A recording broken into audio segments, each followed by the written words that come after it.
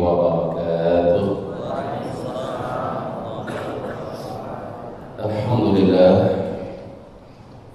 Alhamdulillah, Rabbil alamin.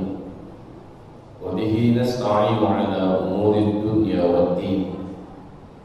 Asyhadu an la ilaha illallah wa asyhadu anna sayyidana wa habibana Muhammadan abduhu wa rasuluhu la nabiyya ba'da. Qala Allah subhanahu wa ta'ala, ya ayyuhalladzina amanu taqullaha haqqa tuqatih wa la tamutunna illa wa antum muslimun.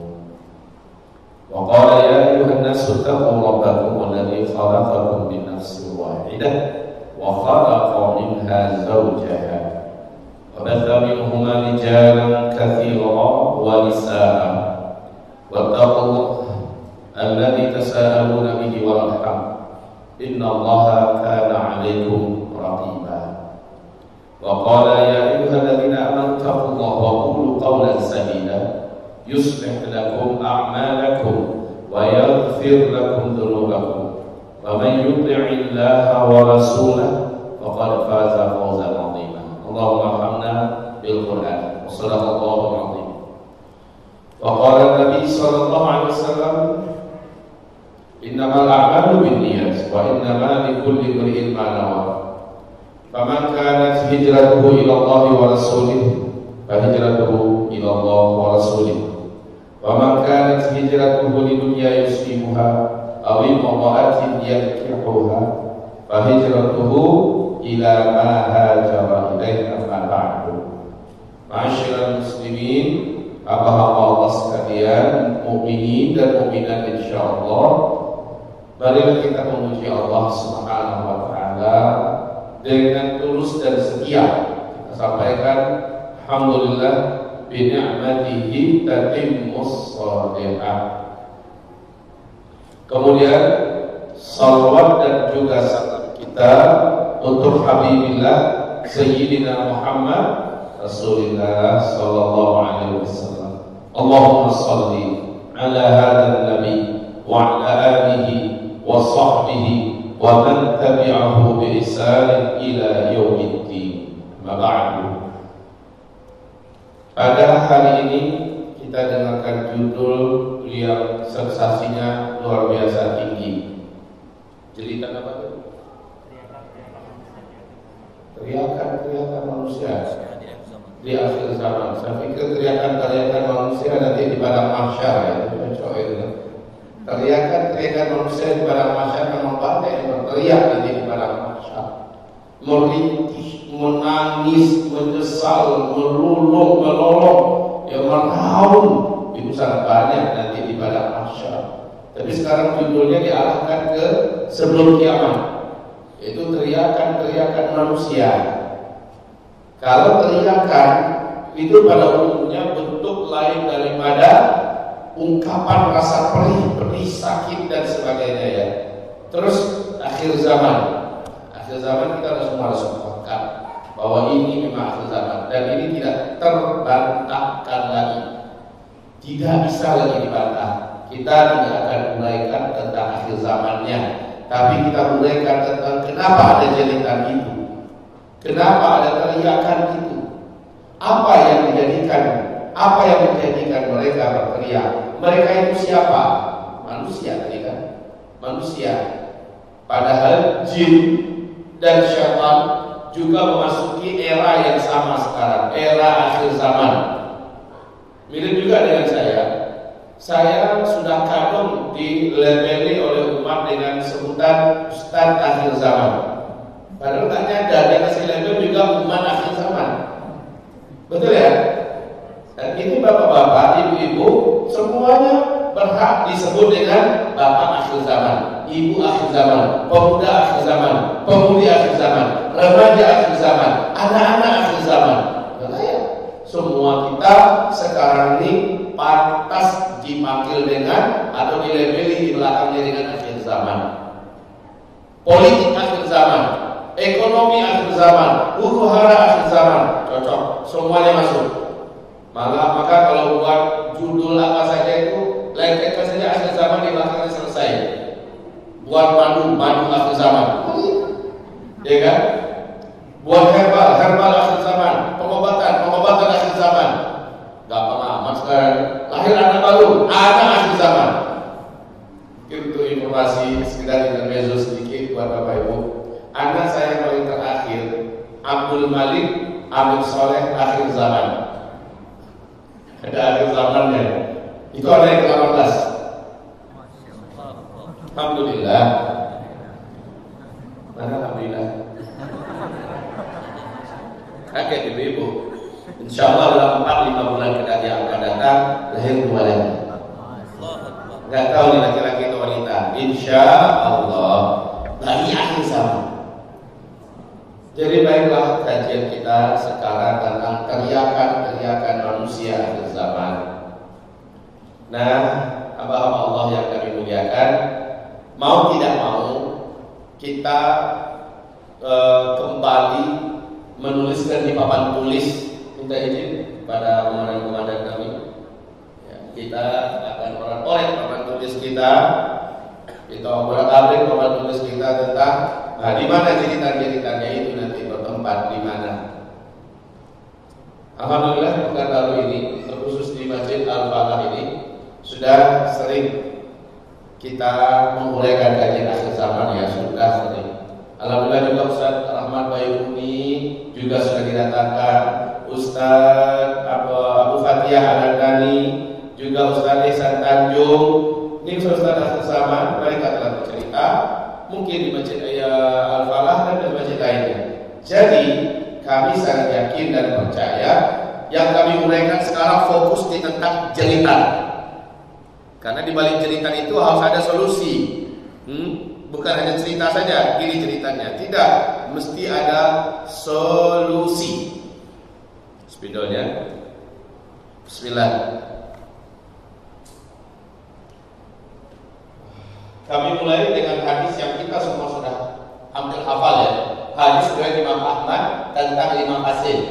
Jadi kami tidak akan uraikan fase ini kecuali pas yang berkaitan dengan tema kita, yaitu hadis sahih riwayat Imam Ahmad. Nabi berkata, kamu sejak beliau diutus ya, sejak Nabi Muhammad diutus, kamu semua nanti akan menjalani 5 fase. Di 5 fase itu Nabi menguraikan fase pertama, yaitu fase nubuwah yang memimpin umat Islam langsung Nabi Muhammad SAW. Lamanya 23 tahun. Setelah itu kata Rasulullah, kamu masuk pada fase kedua. Fase kedua, fase umat Nabi Muhammad dipimpin oleh sahabat-sahabat beliau selama 30 tahun dengan konsep kekhalifahan. Fase khilafah ala minhajin nubuwah, sabda Rasul sallallahu alaihi wasallam. Setelah itu, setelah habis fase kedua, kamu masuk fase ketiga. Fase ketiga, umat Islam dipimpin oleh para khalifah yang menggunakan sistem kerajaan. Jadi gelarnya tetap sang khalifah, panggilannya ya. Cuma sistem yang mereka pakai sudah sistem kerajaan. Nah, di sini ada 3 dinasti. Dinasti Bani Umayyah, dinasti Bani Abbasiyah, dan dinasti Bani Utsmaniyah. Ada 3 dinasti. Lama waktunya 1227 tahun. Ya. Fase ini telah terakhir pada tanggal 3 bulan Maret tahun 1924, yaitu runtuhnya khilafah Islamiyah Al-Utsmaniyah di Turki. Nah, 3 fase ini, fase pertama, kedua, ketiga, Islam mendominasi kepemimpinan di dunia.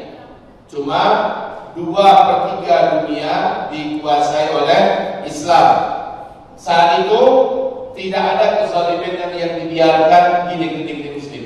Tidak ada kejahatan yang dibiarkan, tidak ada maksiat yang dibiarkan, tidak ada kerancuan, kesesatan yang dibiarkan. Terkendali seluruhnya.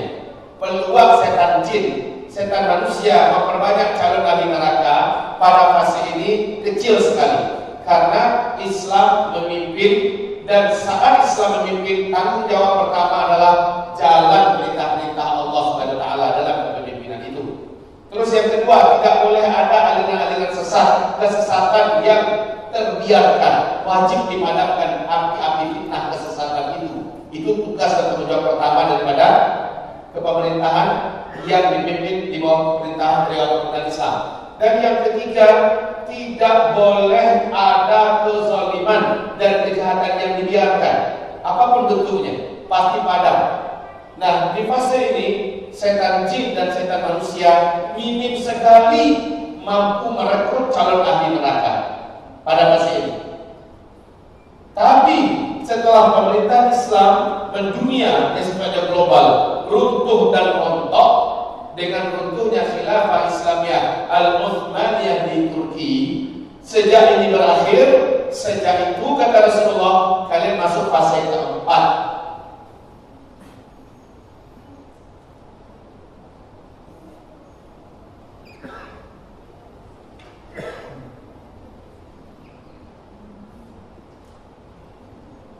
Masuk fase keempat. Di fase ini umat Islam tidak lagi berada di bawah payung pemerintahan yang sifatnya global Islamik, ya. Tidak lagi pemerintahan yang sifatnya Islami secara global. Khilafah Islamiyah sudah tumbang di sini, maka di sini kata Rasulullah, umat Islam dipimpin, kaum muslimin di negeri-negeri mayoritas muslim dipimpin oleh pemerintahan yang sifatnya mulkan jabariyah, ya. Mulkan jabariyah yaitu pemerintahan yang diktator. Ciri khas pemerintahan ini melarang dan mengharamkan umat Islam untuk bisa menjalankan syariat Islam dalam artian pemerintahan, ya. Tak boleh kaum muslimin di sini mengalami tekanan, intimidasi, dianaktirikan, dan para ulama yang dizalimi. Ini ciri khas pemerintahan fase keempat. Di sini suasana yang paling berat dirasakan oleh umat Nabi Muhammad Sallallahu Alaihi Wasallam. Tapi kata Rasulullah SAW, setelah fase yang keempat ini akan datanglah fase yang paling diinginkan oleh seluruh umat manusia, khususnya orang beriman sedunia.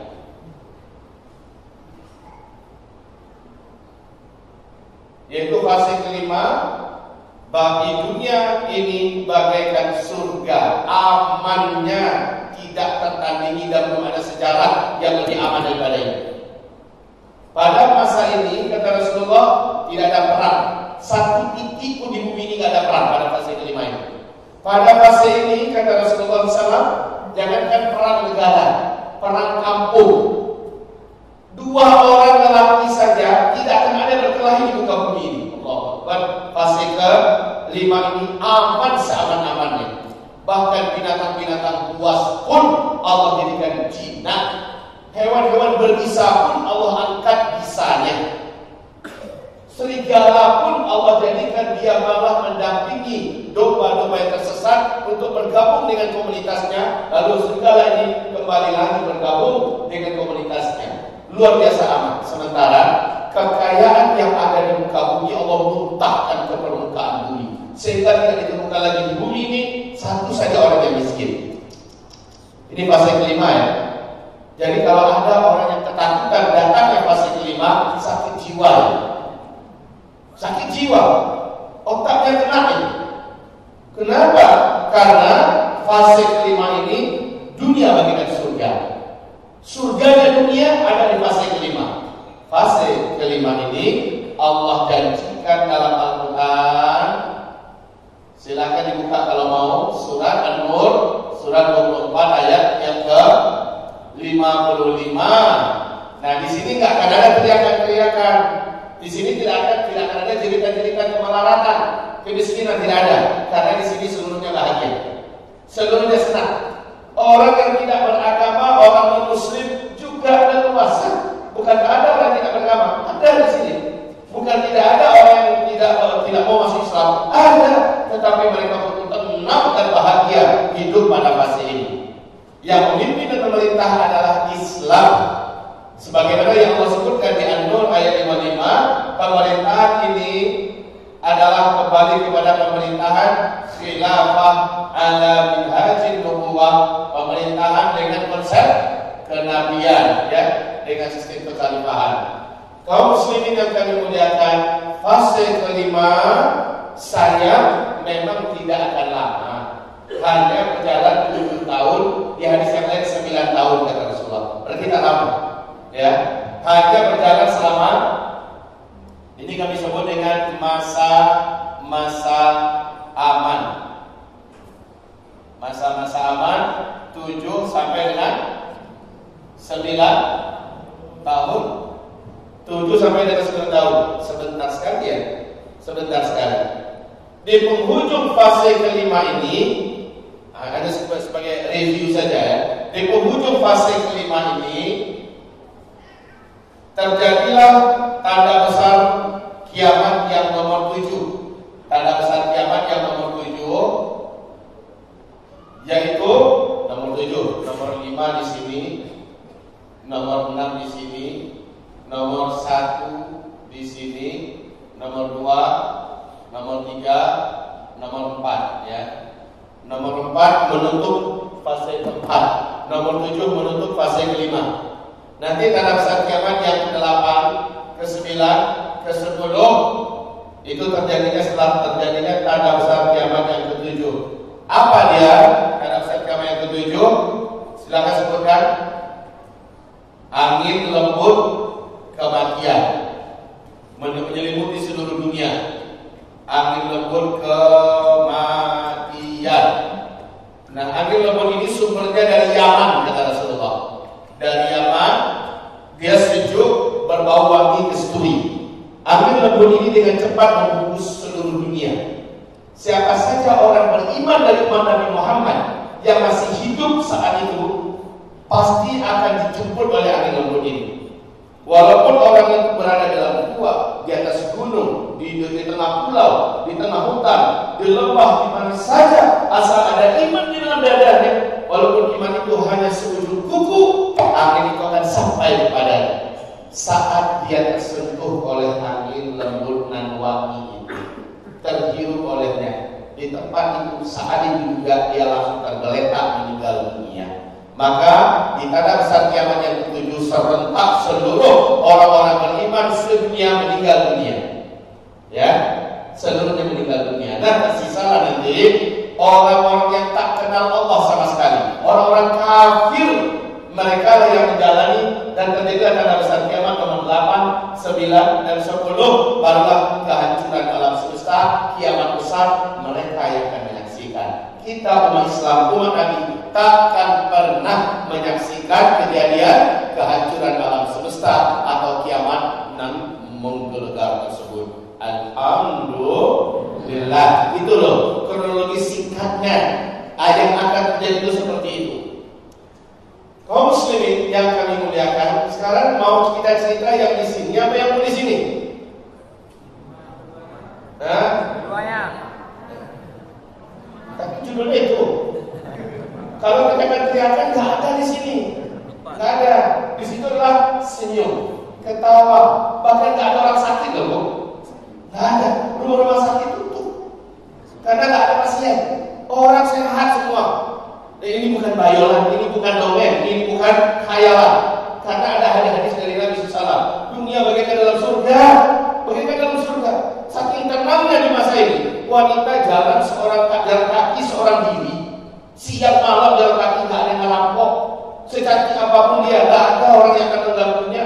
Dari Hadramaut jalan kaki ke Mekah untuk melaksanakan ibadah haji tanpa moral dan rombongan. Aman dia pergi, aman dia menasik haji, aman dia pulang, nggak ada yang mengganggu. Saking aman dia pada masa ini. Jadi sekali lagi saya ingatkan, kalau ada orang yang ketakutan munculnya khilafah Islam yang Allah janjikan dalam surat An-Nur ayat 55, tandanya orang itu kurang informasi yang benar dari Al-Quran dan hadis. Dia kurang mendalami, kurang duduk lagi, kurang mengilmui lagi. Kalau dia tahu, maka dia pasti akan mendapatkan hari yang macam ini muncul. Tapi ini pasti muncul. Ibarat matahari pasti mau terbit.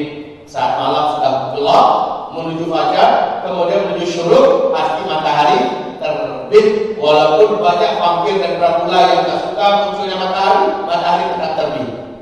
Nah, sekarang vampir dan Dracula itu sedang bercuap di mana-mana.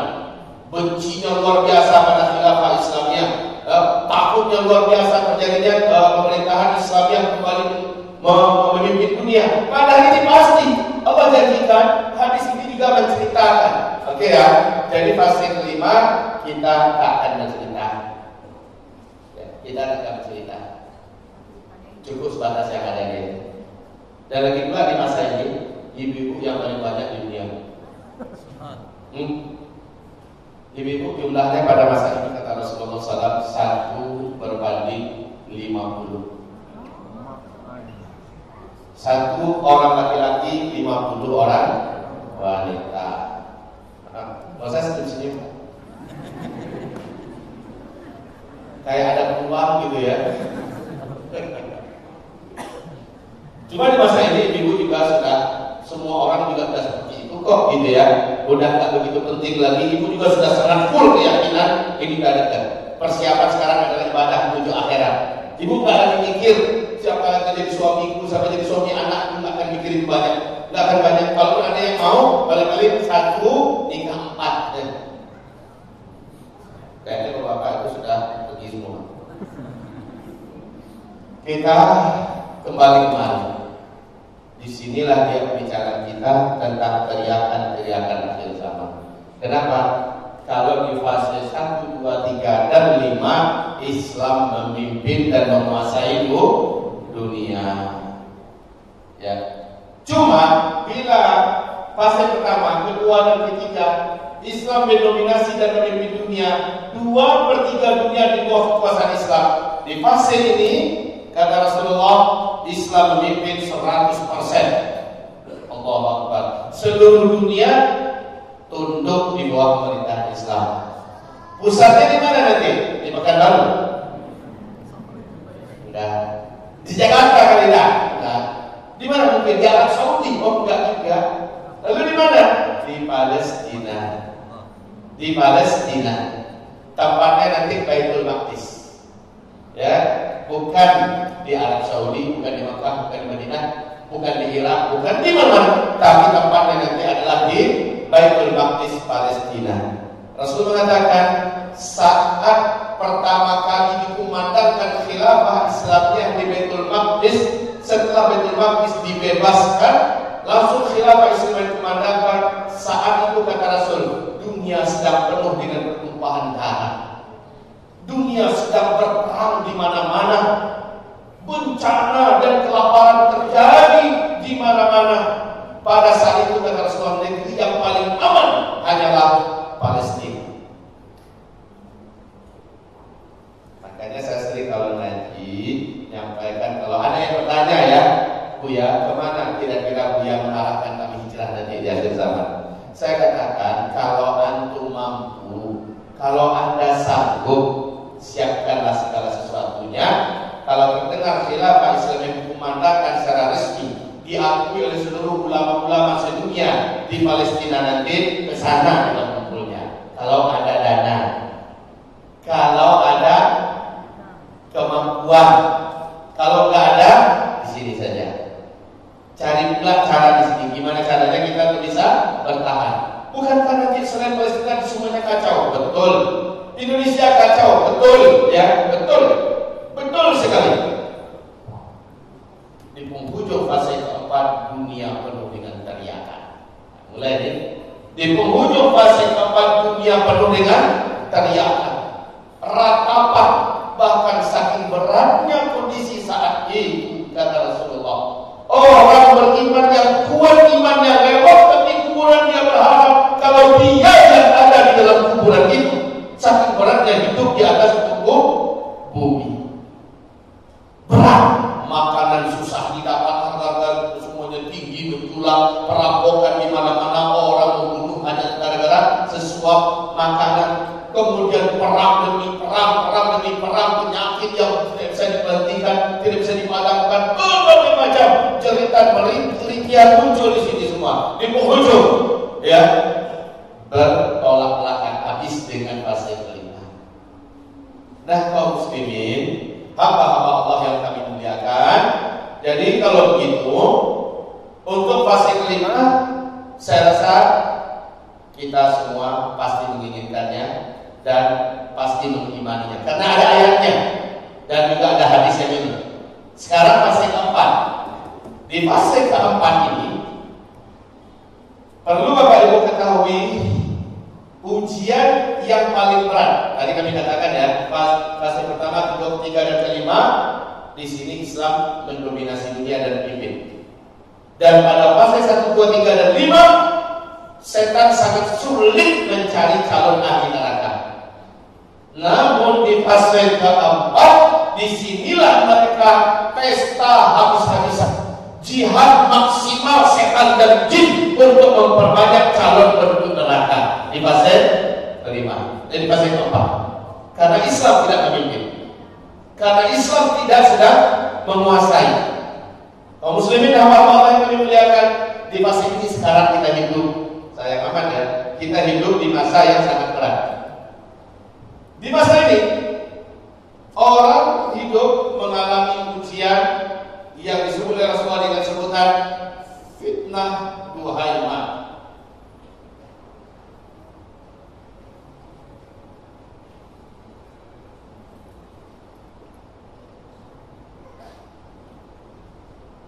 Fitnah duhaiman. Apa artinya fitnah duhaiman? Bahasa Arabnya seperti ini. Fitnah ad-duhaiman.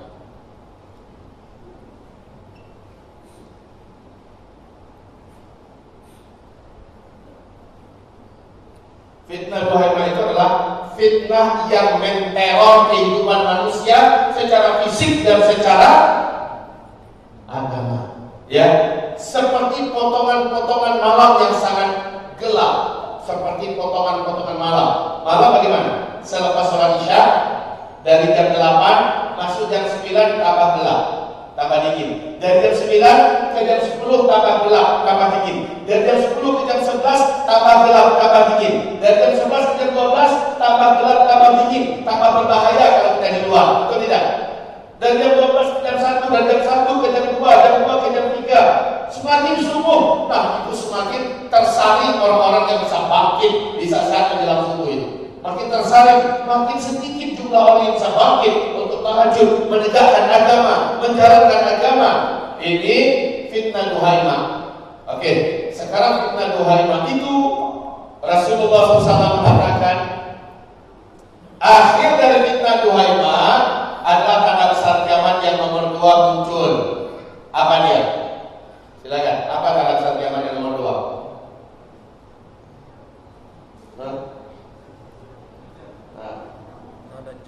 Bagus, itu dia. Yang pertama apa?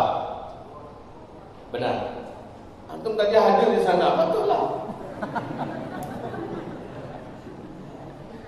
Ya, ini manusia yang paling terkutuk, di mana iblis pun akhirnya menaikkan kontrak kerjasama dengan dia. Dajjal. Puncak dan akhir dari fitnah duhaimah munculnya manusia ini, Dajjal, yang mengklaim dan mengaku-ngaku bahwa dialah Tuhan Rabbul Alamin. 2/3 manusia sujud menyembah Dajjal. Ini fitnah duhaimah. Puncak dan seluruh fitnah duhaimah di fase keempat adalah Dajjal keluar. Dajjal keluar. Dan Dajjal ini serunya dia membagi-bagi makanan. Ketika manusia semuanya dalam keadaan kelaparan, dia bagi-bagi makan. Sudah datang berita, Dajjal memasukkan lalu membawa jutaan ton makanan. Yang mau silakan gabung sini. Itu diumumkan sebelum dia masuk. Karena tidak ada satu kota pun di muka bumi kata Rasulullah kecuali Dajjal masuk dan di belakangnya membawa bumbungan makanan. Saat itu manusia semua sedang kelaparan. Dan yang diumumkan oleh kaki tangan Dajjal, tim seksnya Dajjal di setiap kota sudah mengumumkan bahwa Tuan Agung Dajjal akan masuk ke kota Pekanbaru umpamanya ya, hari Kamis dari zuhur sampai asar umpama. Itu diumumkan sehingga yang mau mendapatkan makanan, minuman, fasilitas kehidupan dan melihat atraksi kemampuan ketuhanan Dajjal silakan datang. Dan saat itu orang yang mengalami ujian hidup yang sangat berat sejak terjadinya hantaman meteor yang menyebabkan dukhan ya. Di nomor 1 adalah dukhan. Dukhan ini karena adanya hantaman meteor yang menabrak bumi dan menimbulkan dukhan. Sejak dukhan menuju Dajjal, orang-orang susah untuk hidup di dunia. Kemarau dan paceklik panjang, kelaparan kota di mana-mana, segala perebutan makanan, orang perang di mana-mana. Lalu datang Dajjal menawarkan kehidupan. Di samping Dajjal memiliki puncak sihir terkuat. Dengan tangannya dia bisa menyulap langit menurunkan hujan. Dengan tangannya dia bisa menyulap tanah yang tandus untuk tumbuh-tumbuhan dan hewan ternak pun bisa hidup. Dengan tangannya dia bisa mengatraksikan, membuat api dan menciptakan surga. Maka dia mengatakan, "Akulah Tuhan kalian yang selama ini kalian sembah." Orang-orang yang lemah iman pasti akan sujud dikasih oleh Dajjal. Tapi oleh kalian berapa kalian mau? Makanan, fasilitas kehidupan, silakan berapa kalian mau. Tapi iman kita sudah pindah.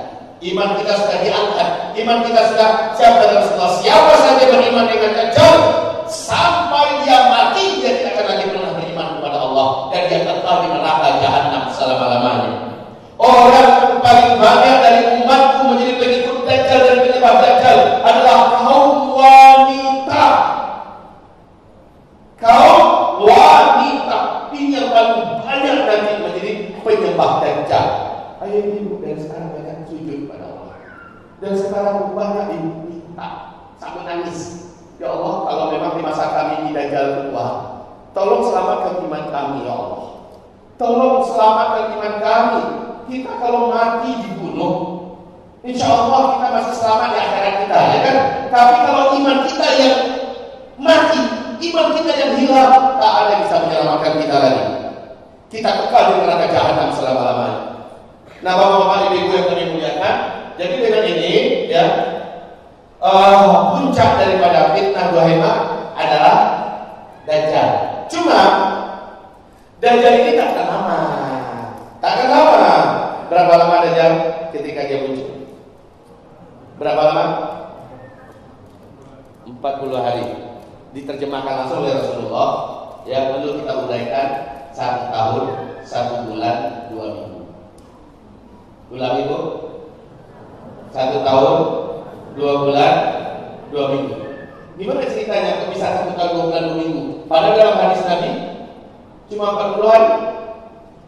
Gimana ceritanya?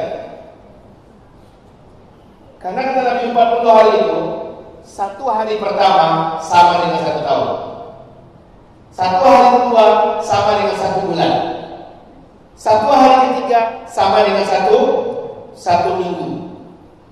Hari-hari berikutnya seperti hari-hari biasa. Jadi berapa? Kan dia kan 1 tahun, 1 bulan, 2 minggu. Sejak Dajjalnya muncul. Nah, Rasulullah bersabda, sebelum Dajjal muncul ke tengah-tengah kalian, rantai-rantai yang mengikat Dajjal terlebih dahulu lepas. Sekarang Dajjal dah lepas apa belum? Jawab bu. Dajjal dah lepas apa belum? Lepas dari apanya? Kata kami Qadari, kami berjumpa dengan Dajjal yang ada di tengah pulau laut Yaman. Saat itu dia ada di kuil tua di tengah hutan. Dajjal dalam keadaan terangkai, kakinya dirangkai dengan rantai besi yang besar dan berat. Tangannya juga dirangkai dengan rantai besi yang besar dan berat. Lehernya juga dibelenggu dengan besi yang besar dan berat. Sementara kekuatan dan kemampuan sihirnya juga masih ditahan oleh Allah. Dan saat itu Dajjal berkata, 3 tanda saya lepas nanti. Bila tanda ini sudah terjadi, berarti saya sudah lepas. Demi Allah Bapak Ibu, ketiga tanda itu dalam hadis Sahih Muslim ada di Palestina. Dan ketiga tanda itu sudah saya periksa dengan 95 orang jamaah. Kami dengan jamaah-jamaah masing-masing suami istri dari Jakarta, dan kami pergi sama-sama. Di sana saya bawa istri, saya survei langsung ke tempat itu. Kami lihat dengan mata kami foto, dan kami tanya kepada warga masyarakat. Ternyata kata mereka, ini sudah terjadi beberapa tahun belakangan ini. Ayo sekarang hantarkan kami ke tempat satu lagi, yaitu ke mata air Zuhal. Kata mereka, untuk apa ke sana? Kami mau melihat bagaimana kondisi mata air itu. Kata mereka tak payah. Tak payah itu istilah Malaysia ya. Tak usah, tak perlu. Kenapa? Sudah 2 tahun ini mata air sudah tidak lagi mengeluarkan air. Makin merinding kami Pak. Karena itu syarat Dajjal lepas. Danau Tiberias menyusut, kemudian dan mata air sudah tidak lagi mengeluarkan airnya. Dan itu sudah terjadi. Kemudian kami pun sengaja pergi ke kebun kurma Baisa, yaitu dekat perbatasan dengan Yordania. Kami lihat kebun kurma itu sudah tidak seperti dulu kata mereka.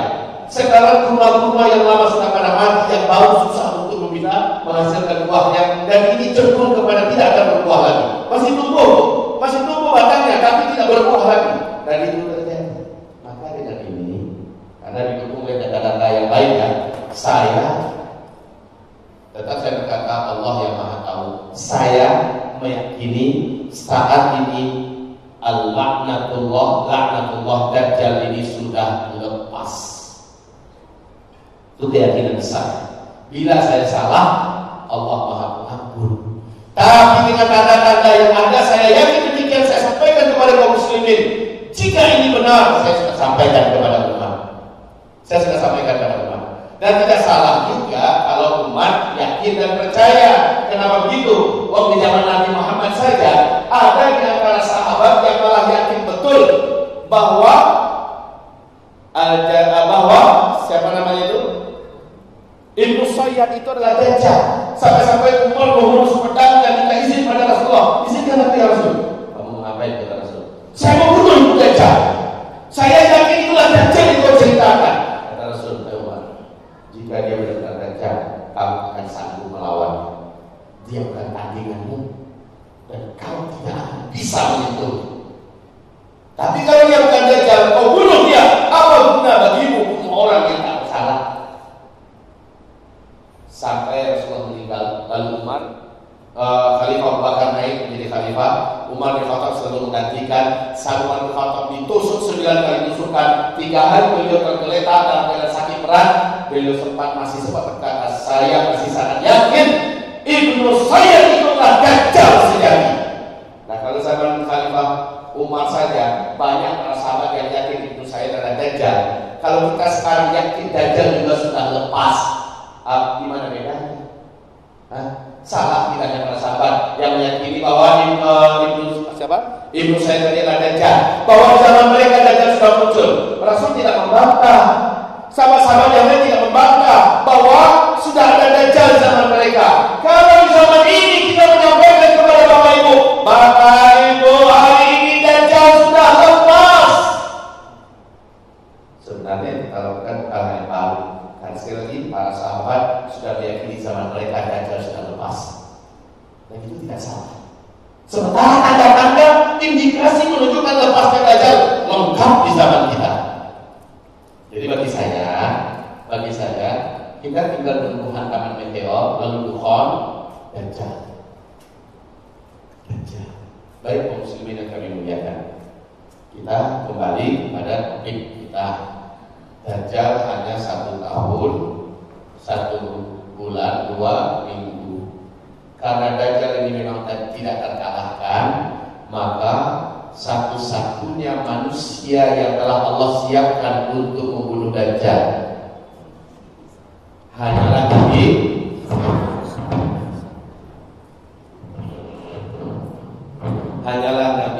Isa alaihi salam.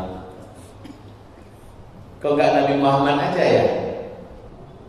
Kata Nabi ya, kalau Dajjal muncul, saya saat itu masih hidup, saya yang langsung akan melawan Dajjal. Saya akan langsung paling di depan menghadapi Dajjal untuk melindungi kalian kalau saya masih hidup dan Dajjalnya muncul. Tapi nanti kalau Dajjalnya muncul, saya sudah tak hidup, saya sudah tak ada lagi, kalian wajib melindungi diri masing-masing. Satu. Yang kedua, dulu dari seluruh nabi dan rasul, nabi mana yang paling kuat? Nabi Musa. Itu benar jawabannya. Nabi Musa lah yang paling kuat. Nabi Musa cukup sekali jotos mati di tempat. Nabi Musa lah yang ada dalam sejarah, dalam hadis yang sahih, hadis Sahih Bukhari. Nabi Musa lah yang pernah memukuli malaikat maut. Ada orang bisa memukulin malaikat maut. Malaikat maut dipukul. Siapa kamu? Ketika malaikat maut ini menatap dengan sangat tajam, karena salah satu makhluk Allah yang tidak pandai cara tersenyum, tidak tahu cara tertawa adalah malaikat maut. Tatapan matanya begitu tajam. Nabi Musa pantang ditatap begitu. Kalau bahasa orang-orang Pasawa, apa jajannya kalian? Itu kalau orang balai kita ya. Nabi Musa lihat, apa yang kamu lihat? Lalu apa kata orang ini? Saya adalah malakul maut. Saya adalah malaikat maut. Nabi Musa mengira bahwa orang ini mengada-ada untuk nakut-nakuti beliau. Maka langsung nempel tangan beliau ini ke pelipit di apa namanya? Ini rahang. Langsung pak. Tidak tanggung-tanggung. Bukan tinju lah, kalau tinju mati. Tapi tamparan saja. Lepaslah rahang ini dan bergelantunganlah. Hadisnya Sahih Bukhari ini ya, bukan hadis dhaif atau hadis palsu, bukan. Menggelantung. Dalam keadaan lepas itu dia lari terbang ke langit dan disebutkan dalam hadis itu dia melapor kepada Allah, ya Allah, Engkau utus hamba kepada orang yang tidak menginginkan kematian. Lalu fa'aslahullah, Allah langsung memperbaiki keadaannya kembali. Allah kasih tanda bahwa dia memang adalah malaikat resmi, bukan main-main. Turun lagi, wah lo lihat, kamu lagi. Maka malaikat maut memperlihatkan tanda bahwa dia memang petugas resmi Allah SWT, pencabut nyawa. Barulah Nabi Musa mengakui, dan Nabi Musa berkata, sudahkah tiba waktu saya untuk diambil? Sudah, kata malaikat maut. Tapi Allah kasih kabar kepadamu, bila engkau masih ingin tinggal di dunia, masih mau hidup, Allah bolehkan engkau tempelkan telapak tanganmu di tubuh seekor lembu. Seberapa yang terhimpit oleh telapak tanganmu, setiap helai bulu lembu itu Allah jadikan umurmu dipanjangkan 1 tahun lagi. Dan kata Nabi Musa, dan inilah waktu yang saya nantikan, pertemuan dengan Allah sang kekasih yang tertinggi. Untuk penantian ini saya merasa tersisa hidup selama ini. Bila memang sudah tiba waktunya, ambil nyawa saya sekarang. Sekarang ambil. Mungkin kalau kita ditawari oleh malaikat maut, hasilnya beda. Kaum muslimin yang kami muliakan, Nabi Musa saja dilarang, dan Mama mengatakan tidak berani Nabi Musa memarahi Dajjal ketika Dajjal dulu sudah ada. Dajjal ini sudah lahir 100 tahun sebelum Nabi Musa wujud. Dajjal ini Masya Allah umurnya ya. Jadi dia sudah lahir 100 tahun sebelum Nabi Musa ada. Ketika Nabi Musa ada, maka dia pun menyesatkan kaum Nabi Musa. Kaumnya dihukum berat oleh Nabi Musa. Sementara orang yang menyesatkan ini, yaitu si Dajjal ini, hanya diusir saja. Karena Nabi Musa tahu dia tidak akan bisa mengapa-apakan si Dajjal. Nah oke ya. Lalu kenapa Nabi Isa diberi mandat oleh Allah untuk bisa menghapuskan Dajjal? Karena orang yang diberi gelar Al-Masih ada 2, yaitu Dajjal dan satu lagi Nabi Isa. Al-Masih Isa alaihissalam, Al-Masih Dajjal. Kenapa sama-sama dipakai Al-Masih? Karena dua-duanya, yang satu menghapuskan iman yang ada di dada hamba-hamba Allah, yang kedua menghapuskan Dajjal dan seluruh kezaliman dan kejahatan di muka bumi. Isa alaihissalam menghapuskan pajak, menghapuskan kezaliman, menghapuskan Dajjal, menghapuskan semua kekacauan. Itulah Nabi Isa Al-Masih. Ya, yang satu Al-Masih yang negatif, yang satu Al-Masih yang positif. Al-Masih yang positif inilah Allah turunkan sebagai anti daripada Dajjal. Oke ya. Berapa jaraknya antara Nabi Isa dan Dajjal ke Nabi Isa?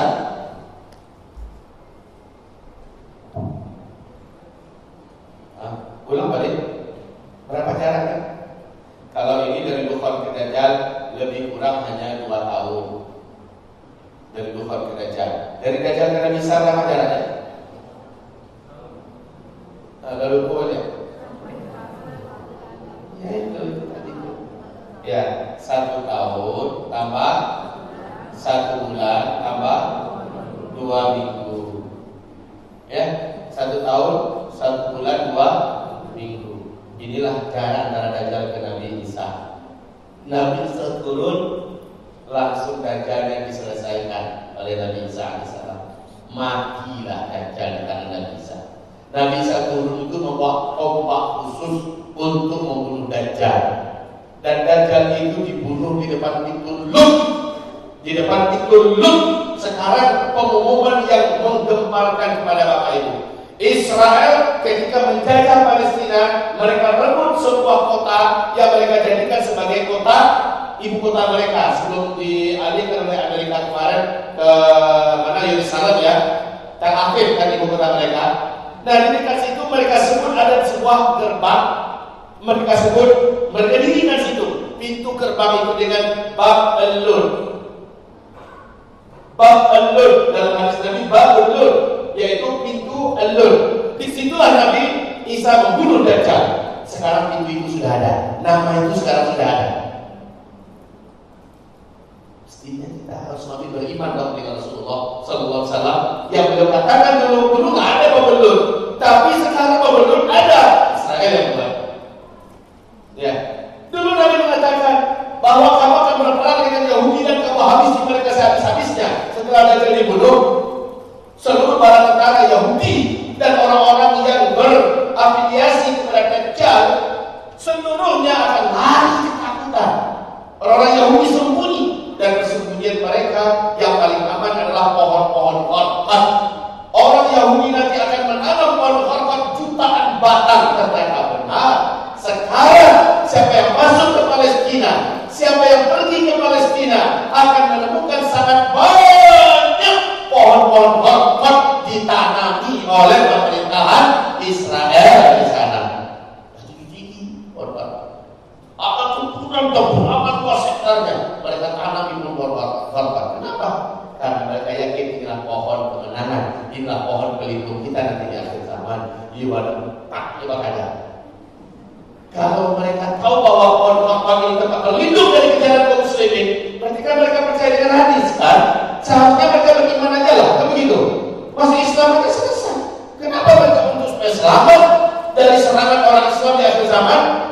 Satu-satunya makhluk Allah yang tidak akan bersuara saat mereka nanti bersembunyi adalah pohon kharqad. Pohon kharqad ini kita namanya banyak. Kalau mereka tidak percaya, kenapa tidak beriman aja kepada Rasulullah? Lalu bersyahadat, betul tidak? Ini yang kami katakan tadi tak apa? Tak apa. Kalau nggak ngerti bahasa Minang, otaknya itu berkulis. Baik kaum muslimin yang kami muliakan. Nah, rintihan itu dari mana? Rintihan dan teriakan itu kalau dari sini ini terakhir. Rintihan terakhir itu adalah di Ya'juj dan Ma'juj. Ini tanda besar kiamat yang nomor 4 adalah Ya'juj dan Ma'juj. Nah, kaum muslimin, Ya'juj dan Ma'juj ini masih disimpan oleh Allah. Kayaknya mereka itu disimpan di sebuah ruangan atau alam yang Allah sembunyikan dan tidak tersentuh oleh teknologi manusia. Yang mereka Allah lepaskan saat itu jumlah mereka kata Rasulullah dalam setiap 1000 orang manusia 999 yang adalah Ya'juj Ma'juj satu jumlah kalian. Jadi nama saudara siapa? Yogi. Anggaplah kemampuan bela diri beliau sama dengan Konija, sama dengan Bruce Lee, sama dengan Jackie Chan. Anggaplah kemampuan beliau sama dengan Samho. Siapa lagi? Terserah, pokoknya hebat bela diri. Sementara Ya'juj dan Ma'juj ini yang mereka tahu cuma adalah bunuh, dan mereka ahli dalam perang. Jumlah mereka pun kata Rasulullah dalam 1000 orang manusia 1 kalian 999 adalah mereka. Maka kata Allah kepada Nabi Isa, hai Isa, larilah cepat. Bawa orang beriman bersamamu, sembunyi hai Isa. Hari ini Ya'juj dan Ma'juj telah lepaskan, tidak ada yang bisa melawan mereka. di mana siapapun yang dijumpai oleh Ma'jud, saran cak apapun ibu, sapa abadala rancak ibu, setiap rancaknya, kapal tidak dari di pantai itu. Dia tidak akan naksir melihat kita. Kita pegang uang banyak, emas banyak, dia tidak akan bisa disogok. Ya'juj dan Ma'juj pokoknya selama ini adalah selain yang Ma'juj pantai. Makanya kita teriakan terakhir manusia, penutup fase keempat. Inilah teriakan terakhir manusia. Bagaimana cara selamat? Kalau cara selamat dari Dajjal, amalkan ini, amalkan ini, amalkan ini, amalkan ini. Sudah pernah diajarkan oleh saya, sudah pernah menyampaikan di sini. Ustaz-ustaz yang bicara akhir zaman sudah pernah menyampaikan. Tapi kalau Ya'juj Ma'juj tidak ada solusinya kecuali sembunyi. Itu aja, Bu. Sampai nggak dia bukan baru lagi? Sampai nggak? Dari mana kamu? Tahu dari mana? Karena kata Nabi SAW, tidak ada satupun bumi ini, tidak sejengkal bumi manapun di bumi ini yang tidak akan disentuh, yang tidak akan diinjak oleh Ya'juj dan Ma'juj. Berarti nyampe dia ke sini, nyampe dia ke pedalaman pedalaman Mumbai, ke pedalaman pulau Meranti, terus sampai suku-suku Dayak sampai. Nah, mereka ini kata Rasulullah SAW, mereka ini nanti akan membunuh siapapun yang mereka temukan. Nah, awas ya, awas. Di sini angka kematian sudah tajam, mati karena perang, bencana dan sebagainya. Yang paling banyak mati di sini laki-laki. Puncak mati itu adalah Ya'juj dan Ma'juj. Ketika fase kelima, yang paling banyak tersisa adalah wanita. Laki-laki banyak habis itu di sini. Yang paling banyak habis laki-laki adalah Ya'juj dan Ma'juj. Jadi ada beberapa komunitas manusia nanti yang tidak mampu dibantai melawan. Percuma, Ya'juj Ma'juj tidak akan terlawan, tidak akan bisa dilawan. Pasti mati juga. Cara yang aman adalah sembunyi. Nah, cara sembunyi yang paling benar adalah dari Ya'juj Ma'juj. Di mana kita cara sembunyinya? Dari Ya'juj Ma'juj. Di mana kan?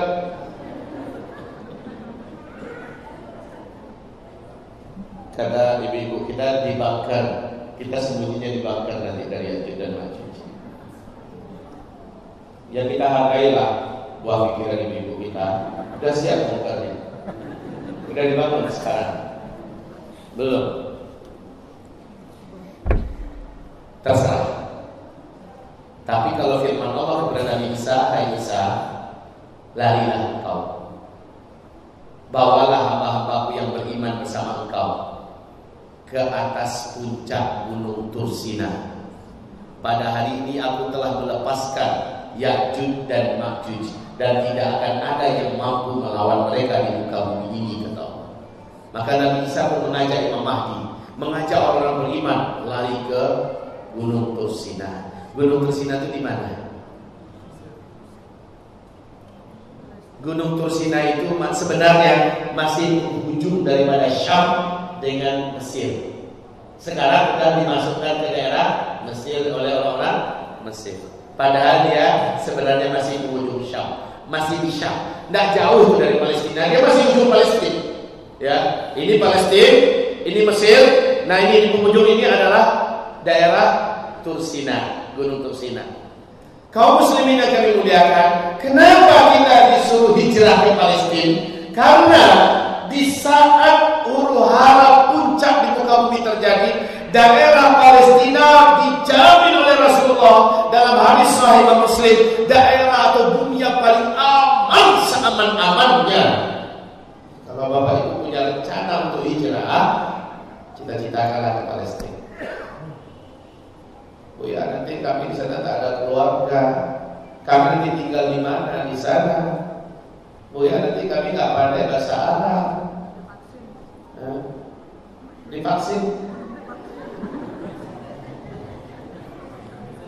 Oh ya, jawabannya sederhana saja, Bu.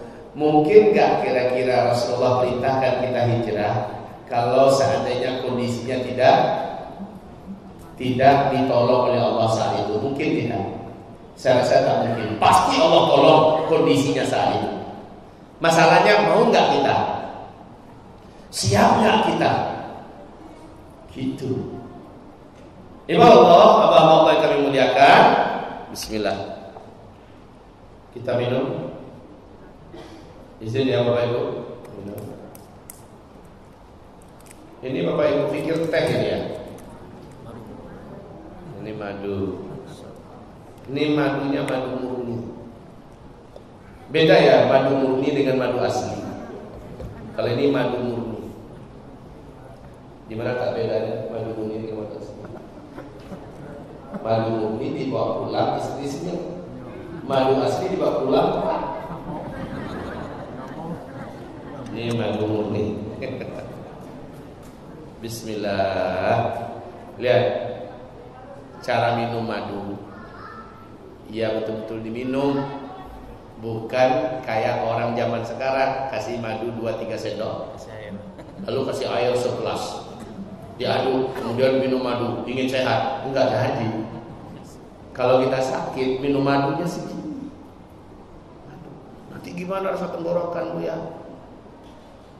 Insya Allah enggak pernah meledak tenggorokan saya. Udah 16 tahun sekarang enggak pernah meledak tenggorokan. Bismillah, minum aja.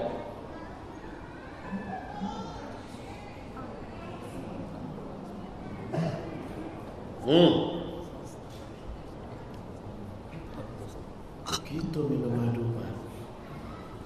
Oh tahu kok saku aku yang tuh capek bibiti mau sehat nggak?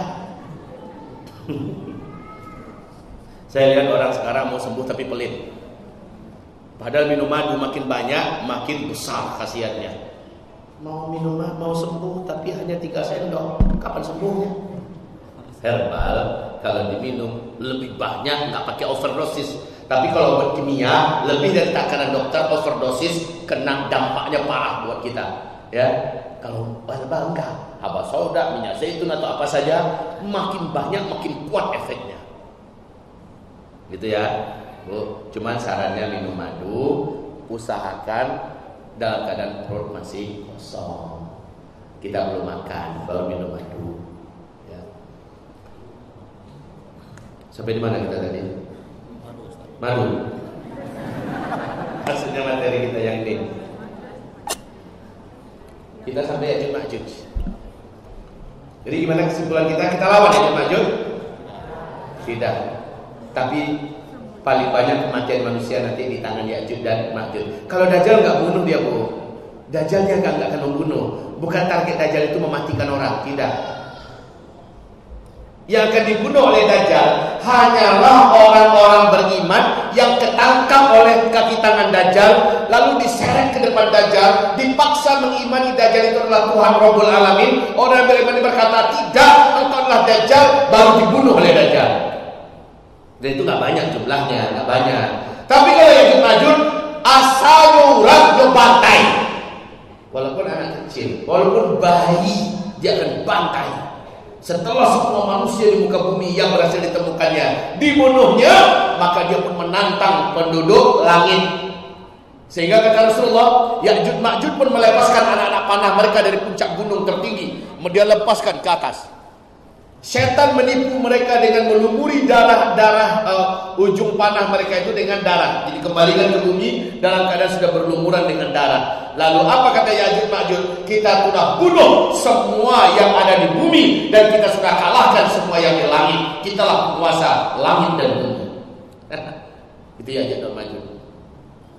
Nah, dalam kondisi ini Nabi Isa alaihissalam, coba bayangkan angka kematian ya. Angka kematian ketika itu, kata Rasulullah, ketika Nabi Isa mendengarkan suasana sepi, sudah berhari-hari, sudah bermalam-malam di atas gunung Tursina, tak ada terdengar lagi keributan suara gemuruh dan riak di bawah sana tidak ada, sepi. Itu berkat doa Nabi Isa alaihissalam. Bisa angkat tangan tinggi-tinggi di atas gunung Tursina. Ya Allah, ya Allah, hanya Engkaulah yang mampu membinasakan Ya'juj dan Ma'juj. Karena kata Rasulullah, sejauh mata memandang yang dilihat oleh Nabi Isa dan orang beriman dari atas gunung Tursina, Ya'juj dan Ma'juj, orang Arab semuanya dibantai, orang Afrika dibantai, kemanapun Ya'juj masuk membantai, kemanapun masuknya Ya'juj dan Ma'juj membantai, sehingga saking banyaknya jumlah manusia yang dibantai, hampir-hampir orang-orang Arab sudah tidak ada lagi orangnya.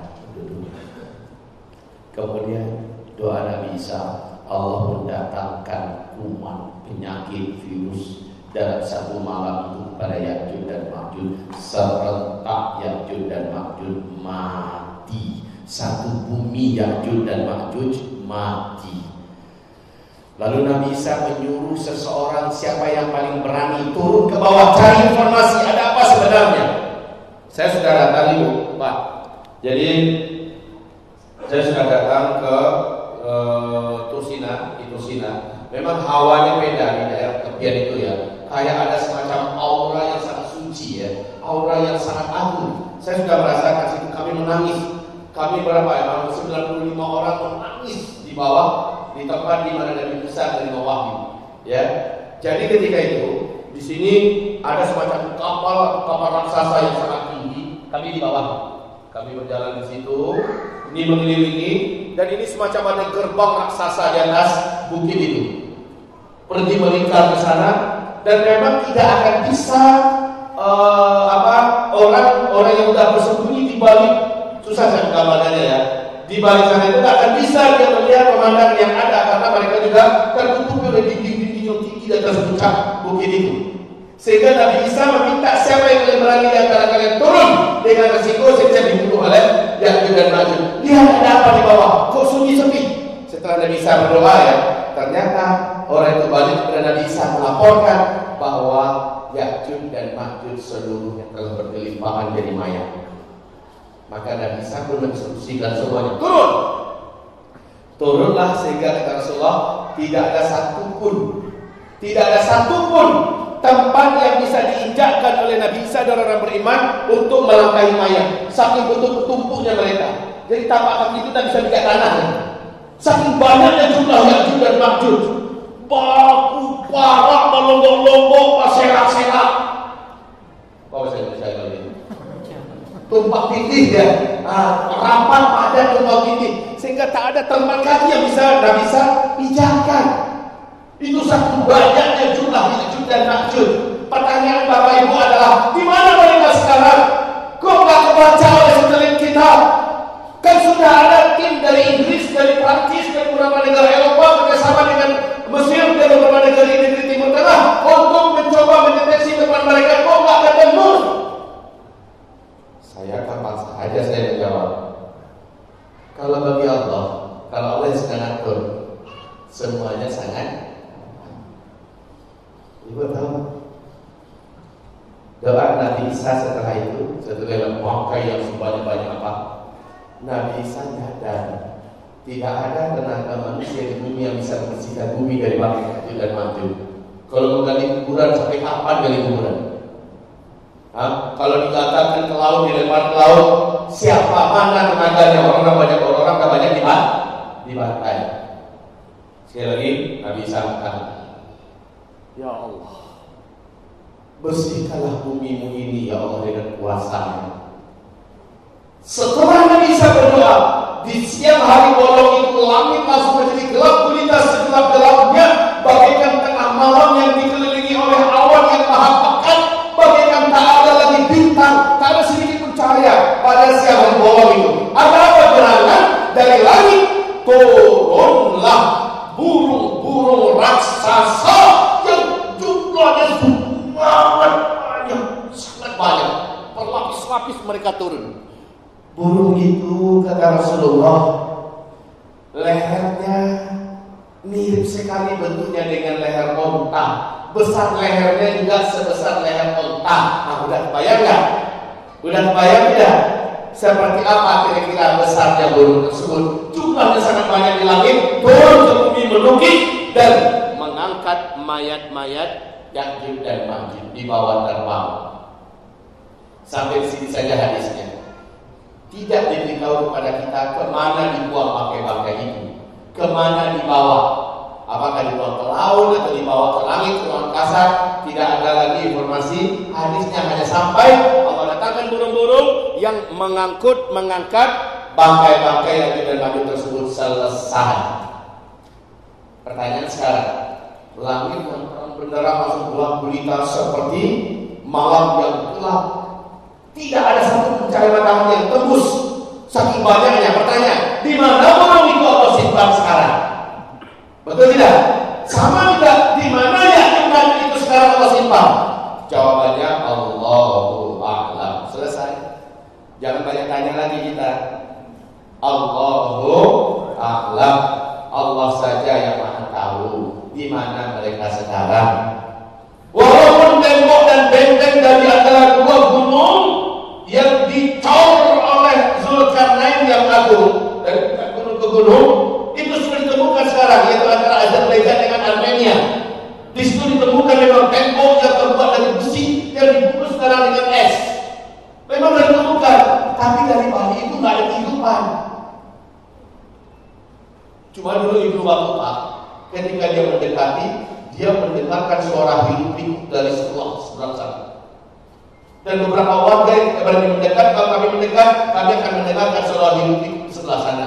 Masalahnya ketika sudah ada helikopter, ketika sudah ada drone, sekarang ketika ada orang yang sangat memberani mencoba melangkah ke sebelah, tak ada kehidupan apa-apa. Maka sekali lagi Allah berikan mereka dengan kuasa Allah. Selesai. Ya.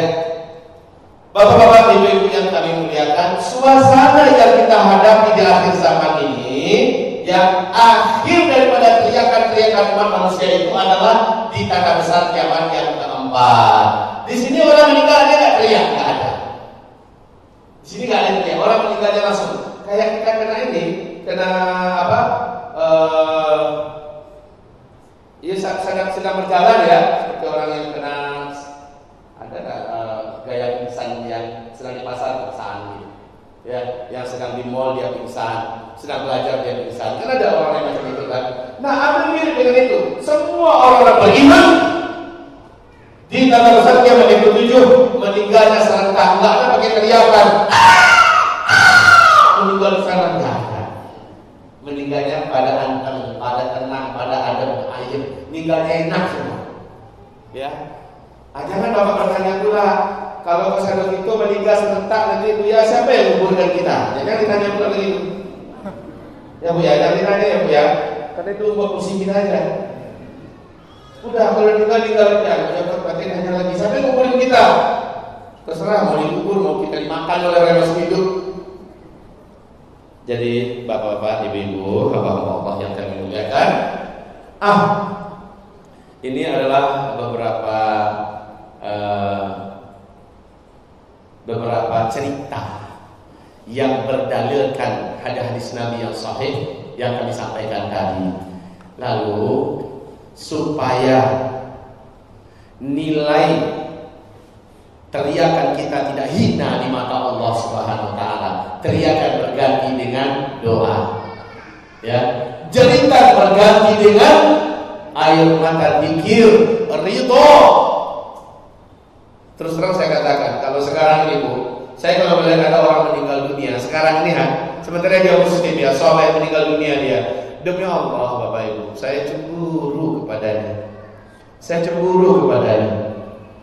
Dia orang beriman, dia orang muslim, meninggal dunia dia sekarang, saya cemburu kepadanya. Kenapa?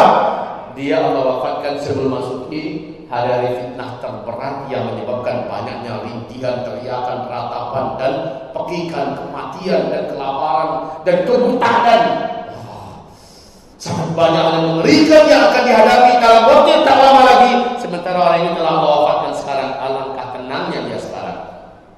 Kemarin Ananda yang paling dicintai oleh guru yang kita sayangi, almarhum Kiai Haji Muhammad Arifin Ilham, Ustadz Amal, baru dia menikah, baru berapa bulan baru ya, meninggal dunia secara tiba-tiba. Meninggal dunia secara tiba-tiba. Saya katakan berbahagialah nak, berbahagialah. Engkau telah berjumpa dengan sang kekasih Rabbul Alamin Allah Azza wa Jalla, dan engkau berjumpa dengan ayah andamu yang saleh. Berbahagialah. Ya walaupun tentu ada pihak-pihak yang sedih, tapi saya lihat ibundanya tegarnya luar biasa ya. Saya lihat ibundanya tegar luar biasa, istrinya Masya Allah. Tapi intinya kita kembali pada topik kita. Kalau ada orang meninggal dunia dalam keadaan beriman, dalam keadaan soleh, cemburu kita sekarang. Ya Allah selamat, selamat. Saya langsung katakan begitu, selamat, selamat. Tapi kalau ada orang meninggal dunia dalam keadaan maksiat, asailah. Asailah. Begitu saudaraku, Bapak Ibu yang kami muliakan, yuk kita menguatkan doa kita kepada Allah SWT. Kuatkan doa kita. Ya Allah, lindungi hamba dari Dajjal, lindungi keluarga hamba dari Dajjal, selamatkan hamba dari fitnah akhir zaman. Jangan kau biarkan hamba murtad, jangan kau biarkan hamba sesat, jangan kau biarkan hamba menjadi fasik dan ahli maksiat. Ya Allah, lindungi hamba, jangan sampai hamba termasuk yang menyimpang. Jangan sampai hamba yang lemah dan tergoda lalu menjadi sesat di akhir zaman ini. Doa yang banyak, doa yang banyak. Sekarang paling banyak doa, ya. Ibarat Allah yang kami cintai. Sebentar lagi kita akan doa bersama. Tapi saya berikan Bapak Ibu, itu asli itu jam. Asli itu. Jam 2:30. Saya mau ajak Bapak Ibu berdoa, mau? Kita doa bersama ya. Tapi sebelumnya Bapak Ibu yang dimuliakan, saya mau mengajak Bapak Ibu untuk satu, mengumumkan kepada Bapak Ibu semuanya bahwa kemarin erupsi Gunung Semeru sudah terjadi. Ngeri ya kalau kita tonton di TV, Allah ya. Kemudian tentu saja hal yang semacam ini, tontonan yang semacam ini agak rutin terjadi di bulan Desember. Di mana-mana itu terjadi. Di berbagai belahan bumi sekarang ini banyak bencana alam besar terjadi. Namun saya sendiri secara pribadi dengan tim sudah memasrahkan diri kepada Allah. Kami ke depan ada beberapa titik dakwah yang menegangkan tempatnya, mengerikan, juga penuh dengan ancaman. Saya katakan kalau saya meninggal dalam perjalanan dakwah, mudah-mudahan itu meninggal yang baik. Karena ancamannya mengerikan. Tapi kita masuki. Kita tawakal kepada Allah. Tolong didoakan saja kami dan para saudara kita yang lain dijaga oleh Allah Subhanahu wa Ta'ala. Yang kedua, Bapak Ibu yang kami muliakan, pesantren kita untuk putra dan putri sudah mulai dibuka sekarang ini pendaftarannya. Bagi yang punya anak dan cucu taman SD, silakan daftarkan anak-anaknya di pesantren Al-Hufaz di Payakumbuh, Sumatera Barat. Silakan daftarkan anaknya putra dan putri taman SD dan taman SMP. Untuk tahun ini, tahun baru ini ada 2 jalur. Jalur pendidikan yang Al-Quran, jalur pendidikan yang ulum syar'i. Ya. Baik, alhamdulillah ada informasi baik. Baik Bapak Ibu yang kami muliakan, silakan datangi, kunjungilah tempat kita. Putri tempatnya di tengah kota, dan kami sudah melakukan segala hal yang bisa membuat keamanan mereka insya Allah di tingkat nomor 1. Kemudian yang putra itu tempat saya tinggal sekarang dan keluarga di Kabupaten Lumajang Kota di Sayalawe. Jadi kalau ada yang berkunjung ke sana, tafadhol, ahlan wa sahlan, ya, sambil melihat kondisi keadaan, mendaftarkan anak jika tertarik. Dan yang ketiga Bapak Ibu yang kami muliakan, masjid kita alhamdulillah sudah cantik, sudah megah dan terhitung menyenangkan, nyaman. Masjid yang kita bangun dalam 1,5 tahun selesai. Di pesantren kita di Sayalawe masjidnya. Tetapi sekarang tempat berwudunya ini masih darurat, masih pakai seng-seng, tempat wudunya masih bisa dipanasi matahari dan disiram hujan. Jadi masih darurat. Nah sekarang kita ke belakangnya lakukan pelebaran masjid sekaligus tempat berwudu dan juga ruangan perpustakaan dan ruangan baca. Itu yang sekarang sedang kita kerjakan. Bapak Ibu, kami mengajak Bapak Ibu semua, ayo kita gotong royongi sama-sama masjid Allah itu. Setuju Bu? Kita gotong royongi bersama-sama berapapun yang Bapak Ibu ikut andil, ada nama Bapak dan Ibu di dalam masjid itu. Setiap kali amal terjadi di sana, sholat tahajud, puasa bersama, buka bersama, baca Quran dan halaqah Quran di masjid itu aktif dari subuh sampai jam 10 malam. Itu halaqah Quran. Bayangkan pahala yang akan diterima oleh setiap yang punya aset amal soleh di dalam sana. Maka dengan ini pada siang hari ini saya kembali mengajak Ibu, ayo tambah tabungannya, tambah tabungan akhiratnya. Percayakan dan titipkan kami yang akan membantu membawakannya buat Bapak Ibu, buat Bapak Ibu nikmati kelak pada hari kiamat. Setuju Bapak Ibu? Silakan bantu dijalankan oleh tim ikhwan dan akhwat kita. Itu yang kotak-kotak emas sekarang dijalankan oleh akhwat kita. Masukkanlah dalam tabung-tabungannya. Kemudian yang dari ikhwan, tafadhol ikhwan. Baik, sebelum sambil ini jalan, kalau ada pertanyaan silakan, kalau ada yang mau bertanya silakan Pak.